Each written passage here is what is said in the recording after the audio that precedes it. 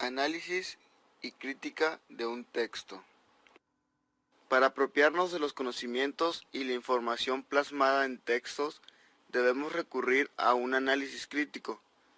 Este se debe de hacer de acuerdo con el contenido, ya sea informativo, tecnológico, científico o literario.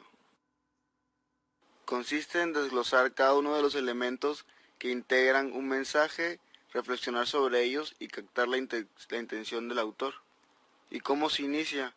Se inicia con el subrayado y resumen analítico para establecer las ideas principales y los argumentos.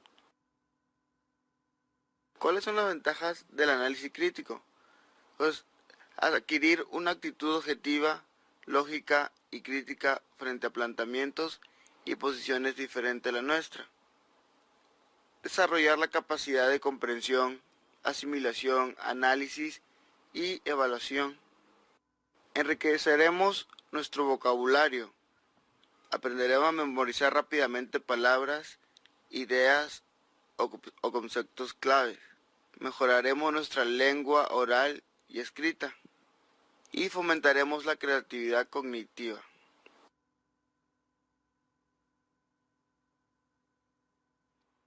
Para realizar una lectura crítica, debemos identificar la tesis del autor, es decir, saber si su argumento es positivo o negativo, el tema principal y determinar el contexto. También se deben observar todas las ideas principales del texto que analizaremos e investigar el material desconocido usando diccionarios o enciclopedias. Posteriormente, describimos la obra con nuestras palabras, hacemos una reseña de la obra o escribimos un resumen breve. Luego identificamos los recursos utilizados por el autor en su obra y al final evaluamos qué tan bien el autor transmite su significado, es decir, determinamos la eficacia de los recursos que utilizó. Para escribir un análisis efectivo debemos seguir varios pasos. El primero de ellos es elegir áreas notables para analizar. El segundo es realizar un balance entre lo positivo y negativo. Y el tercero, identificar cualquier controversia en torno al tema. El cuarto de estos, y no menos importante, es explicar por qué es relevante el tema. El quinto es evitar dirigir nuestro punto de vista hacia un enfoque introspectivo. Y el sexto y último es proporcionar un resumen suficiente sobre la obra a trabajar para que la crítica tenga un contexto razonable. Para realizar el análisis crítico debemos organizar la revisión. Para ello debemos presentar la obra analizada, incluir nuestra propia tesis, resumir el trabajo, expresar nuestra crítica y por último concluir con nuestra opinión final. A continuación, algunos consejos para hacer un buen análisis.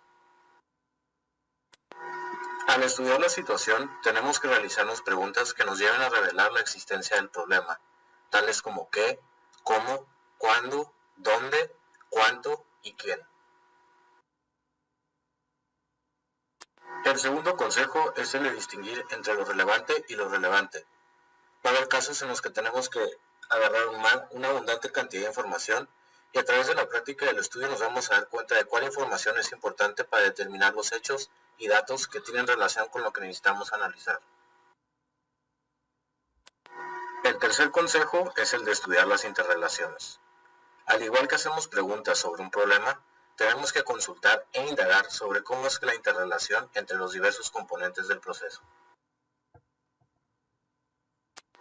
El último consejo es el de realizar deducciones lógicas, ya que debe existir un orden lógico en las deducciones que realizamos. Las afirmaciones o supuestos que realizamos deben tener un encadenamiento lógico.